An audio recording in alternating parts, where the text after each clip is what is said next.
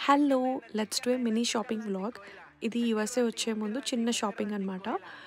So, morning breakfast తిన్నాను. Like puri and mutton curry తినేసి and అట్లనే సల్లా కూడా తాగి నేను ఇంకా మమ్మీ దగ్గరికెళ్ళినాను. సో, మమ్మీ దగ్గరికెళ్ళేటప్పటికే మమ్మీ ఆల్రెడీ లంచ్ ప్రిపేర్ చేసింది.